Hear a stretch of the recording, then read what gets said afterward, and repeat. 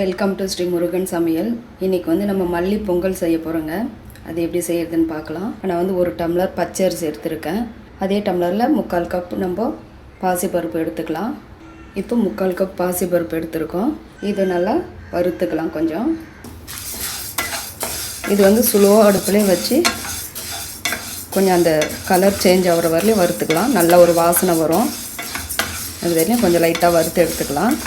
பொங்கல் நல்லா ஒரு டேஸ்ட்டு கொடுக்கும் வறுத்து செஞ்சோம்னா.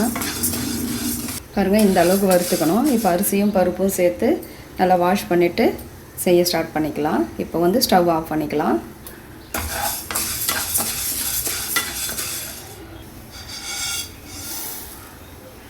இப்போ வந்து ஒரு 2 டைம் நல்லா வாஷ் பண்ணி எடுத்துக்கலாம். இப்போ வந்து கொத்தமல்லி நல்லா வாஷ் பண்ணி கட் பண்ணி வச்சுருக்கேன். நல்லா இந்த அளவுக்கு ஒரு கைப்பிடி அளவுக்கு இருக்குது. இப்போ ஒரு துண்டு இஞ்சி, 2 பச்சை மிளகாய் நம்ம காரத்துக்கு தகுந்த மாதிரி சேர்த்துக்கலாம். இல்லைன்னா பச்சை மிளகாய் சேர்க்காமல் கூட செய்யலாம். இப்போ இதெல்லாம் மிக்சியில் சேர்த்து அரைச்சிக்கலாம். இப்போ வந்து பார்த்திங்கன்னா நம்ம 5 டம்ளர் தண்ணி சேர்த்துக்கலாம். 1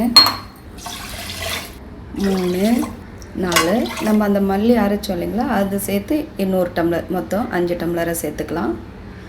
இதோட 5 டம்ளர் சேர்த்துக்கலாம். நம்ம வந்து 1 டம்ளர் எக்ஸ்ட்ரா தண்ணி சேர்க்கும்போது நல்லா கொஞ்சம் குழைவாக நல்லா டேஸ்ட்டாக நல்லா வரும். கரெக்டாக சேர்த்தோம்னா கொஞ்சம் நல்லா இறுகின மாதிரி இருக்கும். அதனால் நான் 1.5 டம்ளர் கொஞ்சம் எக்ஸ்ட்ரா தண்ணி சேர்த்துருக்கேன். இப்போ 1 ஸ்பூன் சால்ட்டு சேர்த்துக்கலாம். 1 ஸ்பூன் நெய் சேர்த்துக்கலாம். நல்ல ஒரு வாசனையாக நல்ல டேஸ்ட் இருக்கும். ஒரு 1/4 டேபிள் ஸ்பூன் மஞ்சத்தூள் சேர்த்துக்கலாம். இப்போ மூடி போட்டு ஒரு 4 விசில் விட்டுக்கலாம். இப்போ பாருங்கள், நம்ம விசில் ஓப்பன் பண்ணிக்கலாம். குக்கர் ஓப்பன் பண்ணி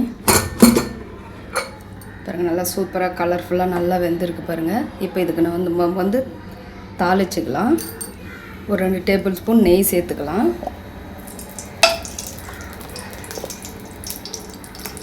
கொஞ்சமாக எண்ணெய் சேர்த்துக்கலாம். ஏன்னா நிறைய நெய் சேர்த்தாலும் ஒரு மாதிரி நமக்கு அதிகமாக சாப்பிட முடியாது பொங்கல். அதனால் நெய் கொஞ்சம் ஆயில் கொஞ்சம் சேர்த்து தாளிச்சிக்கலாம். மிளகு 1 ஸ்பூன். மிளகு நல்லா அந்த பொரிஞ்சு வரும்போது ஏன்னா சீரகம் கொஞ்சம் எக்ஸ்ட்ராவே சேர்த்துக்கலாம். இப்போ முந்திரி பருப்பு சேர்த்துக்கலாம். நமக்கு எவ்வளோ தேவையோ அவ்வளோ சேர்த்துக்கலாம். இதை விட கொஞ்சம் கம்மியாக வேணுனாலும் சேர்த்துக்கலாம், இல்லை எக்ஸ்ட்ரா வேணுனாலும் இவ்வளோ சேர்த்துக்கலாம். இப்போ இதை சேர்த்து கொஞ்சம் நல்லா வறுத்துக்கலாம். இப்போ கொஞ்சம் கருவேப்பிலை சேர்த்துக்கலாம். கொஞ்சம் பெருங்காய பொடி சேர்த்துக்கலாம். இதெல்லாம் சேர்த்து கொஞ்சம் நல்லா தொலை விட்டுக்கலாம். அவ்வளோதான், ஆஃப் பண்ணிக்கலாம். இப்போ நம்ம தாளித்ததை இதுக்குள்ளே சேர்த்துக்கலாம்.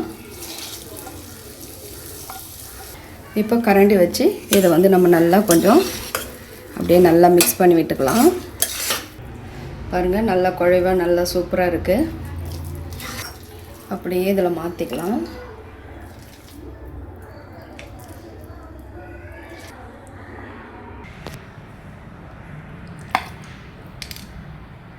பாருங்கள், மல்லி பொங்கல் செம்ம டேஸ்ட்டாக சூப்பராக ரெடி ஆகிடுச்சு பாருங்கள். இந்த வீடியோ உங்களுக்கு பிடிச்சிருந்தா லைக் பண்ணுங்கள், ஷேர் பண்ணுங்கள், கமெண்ட்ஸ் பண்ணுங்கள். இதுக்கு வந்து நம்ம தேங்காய் சட்னி சாம்பார் வச்சு சாப்பிட்லாம். பாருங்கள், தேங்காய் சட்னி சாம்பார் இருக்குது. மல்லி பொங்கல் சூப்பர் நல்ல ஒரு டேஸ்ட்டாக ரெடி ஆகிடுச்சு. இந்த வீடியோ உங்களுக்கு பிடிச்சிருந்தா லைக் பண்ணுங்கள், ஷேர் பண்ணுங்கள், கமெண்ட்ஸ் பண்ணுங்கள், சப்ஸ்கிரைப் பண்ணுங்கள். தேங்க்யூ.